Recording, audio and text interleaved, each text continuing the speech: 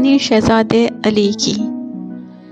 ایک دفعہ کا ذکر ہے کہ ایک دور دراز ملک میں علی نام کا ایک نوجوان لڑکا رہتا تھا۔ علی کوئی عام لڑکا نہیں تھا، وہ بہت بہادر اور ذہین لڑکا تھا۔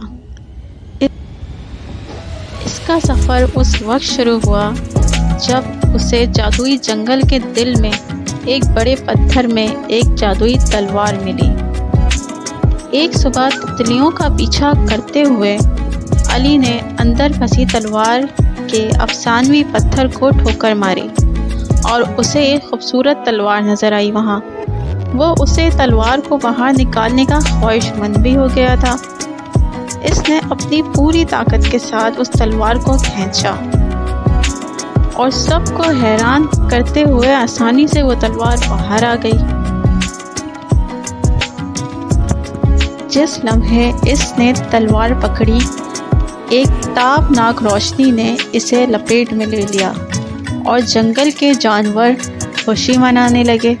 اس لڑکے کی خبر جس نے پتھر سے تلوار نکالی تھی پوری مملکت میں جنگل کی آگ کی طرح پھیل گئی۔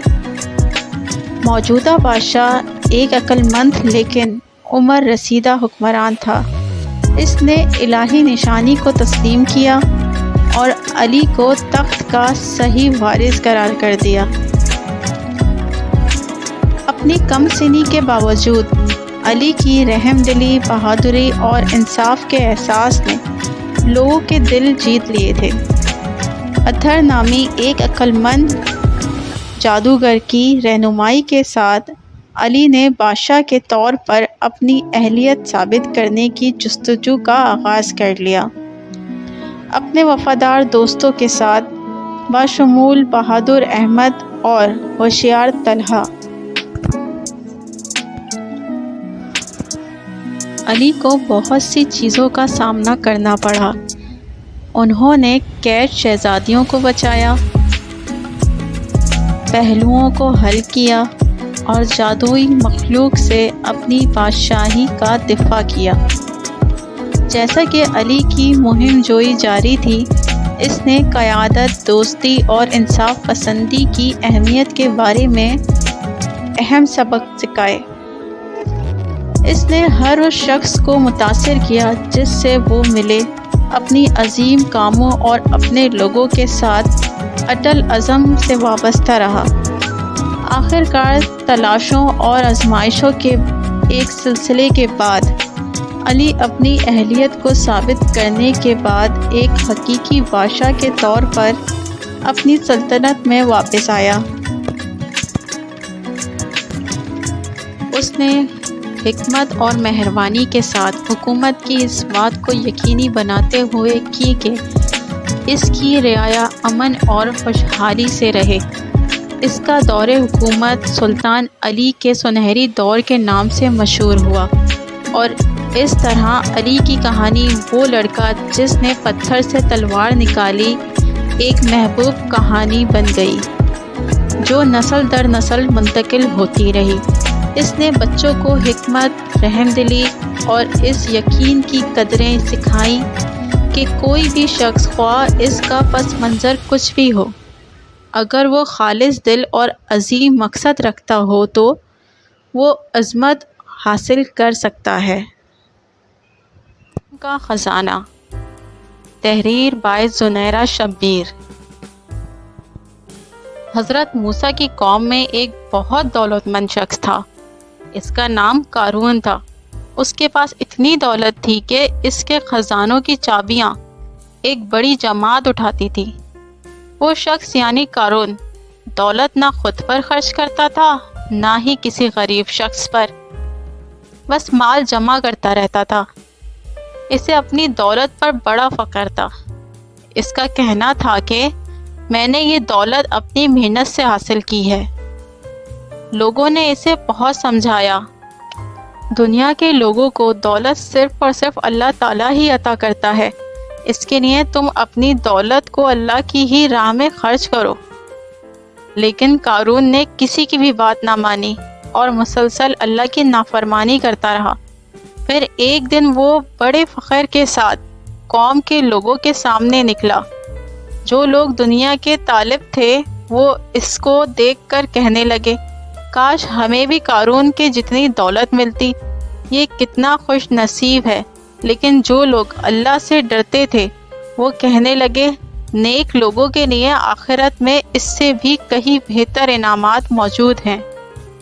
جب قارون اپنی سرکشی سے باز نہ آیا تو اللہ تعالیٰ نے اسے اس کی دولت کے ساتھ ہی زمین میں گاڑ دیا۔ کوئی بھی اس کو عذاب الہی سے بچا نہ سکا۔ جو لوگ اس کے جیسے بننے کی تمنا کر رہے تھے، قارون کا انجام دیکھ کر کہنے لگے، شکر ہے اللہ نے ہمیں بچا لیا۔ اگر ہمیں بھی قارون کے جتنی دولت ملتی، ہم بھی سرکش اور گمراہ ہو جاتے تو اللہ ہمیں بھی زمین میں دھنسا دیتا۔ پیارے بچوں، ہمیں کبھی بھی کسی سے حسد نہیں کرنی چاہیے۔ اللہ نے ہمیں جو کچھ عطا کیا ہے اس پر اترانا نہیں چاہیے، بلکہ اللہ کا شکر ادا کرنا چاہیے۔ کسی کو حقیر اور کمتر نہیں سمجھنا چاہیے۔ پیارے ایک بار ایک چھوٹی سی بچی ہاتھ میں مٹی کی گلک لے کر کے بھاگتی ہوئی ایک دوائیوں کی دکان پر گئی۔ وہ کافی دیر تک وہاں پر کھڑی رہی، لیکن دکاندار کا دھیان اس کی طرف نہیں گیا کیونکہ اور بھی بہت سارے لوگ کھڑے ہوئے تھے۔ اس نے دکاندار کو کئی بار بلایا، لیکن وہاں پر بھیڑ اتنی تھی کہ دکاندار کا دھیان اس کی طرف گیا ہی نہیں۔ اور پھر اس بچی کو تھوڑا سا غصہ آیا تو اس نے اپنی مٹی کی گلک لے کر کے وہیں کاؤنٹر پر زور سے رکھ دی، جس کے بعد میں جو دکاندار تھا اور جتنے بھی لوگ کھڑے تھے وہ سب اس بچی کی طرف دیکھنے لگ گئے۔ اور پھر اس دکاندار نے اس بچی سے پوچھا، بیٹے آپ کو کیا چاہیے؟ تو وہ بڑے ہی بھولے پن سے بولی کہ مجھے ایک چمتکار چاہیے۔ یہ سن کر کے دکاندار کو کچھ سمجھ نہیں آیا، نہ ہی وہاں پر جو لوگ تھے ان کو کچھ سمجھ میں آیا، اور سب اس کی طرف دیکھنے لگ گئے۔ پھر دکاندار نے بولا، بیٹے چمتکار تو یہاں پر نہیں ملتا ہے۔ تو بچی کو لگا کہ وہ اس سے جھوٹ بول رہا ہے، تو بچی نے کہا کہ میری گلک میں بہت پیسے ہیں، آپ بتاؤ آپ کو کتنے پیسے چاہیے، لیکن میں آج یہاں سے چمتکار لے کر کے ہی جاؤں گی۔ تو وہیں کاؤنٹر پہ ایک اور آدمی کھڑا تھا، اس نے اس بچی سے پوچھا کہ بیٹے کیوں چاہیے تم کو چمتکار؟ تب اس بچی نے اپنی کہانی بتائی کہ ابھی کچھ دن پہلے میرے بھائی کے سر میں بہت تیز درد ہوا، تو میرے پاپا ممی اس کو ہاسپٹل لے گئے۔ اس کے بعد کئی دن تک میرا بھائی گھر نہیں آیا، تو میں نے کئی بار اپنے پاپا سے پوچھا، لیکن انہوں نے مجھے کچھ نہیں بتایا۔ انہوں نے بار بار یہی کہا کہ وہ آ جائے گا، وہ کل آ جائے گا، وہ کل آ جائے گا، لیکن وہ آ ہی نہیں رہا تھا۔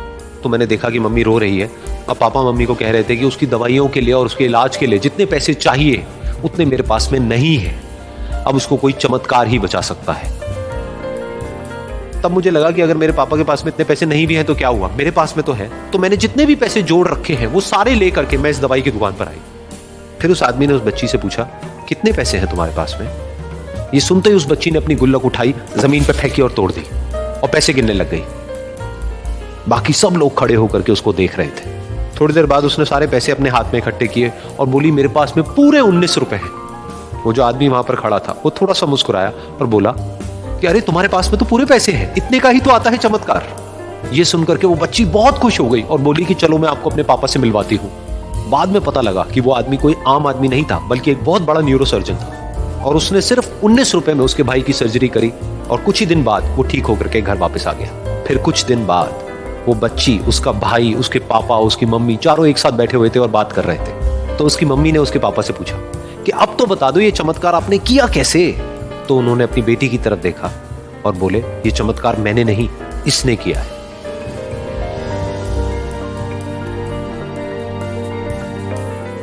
تو یہاں پر ایک بہت بڑی بات ہے جو ہم اس چھوٹی سی بچی سے سیکھ سکتے ہیں کہ زندگی میں کبھی کبھی ایسا ہوتا ہے کہ ہم کو کوئی راستہ نظر نہیں آ رہا ہوتا ہے اور ہم لوگ ہمت ہار جاتے ہیں۔ تب ہمارے اندر ایک بچہ ہوتا ہے جو کوشش کرنے سے کبھی بھی پیچھے نہیں ہٹتا ہے، وہ ہار ماننے کو تیار نہیں ہوتا ہے کیونکہ اس کو نا شبد سمجھ نہیں آتا ہے۔ وہ بچہ جس کے لیے کچھ بھی ناممکن نہیں ہے، کیونکہ وہ ہر حال میں کوشش کرتا ہی رہتا ہے۔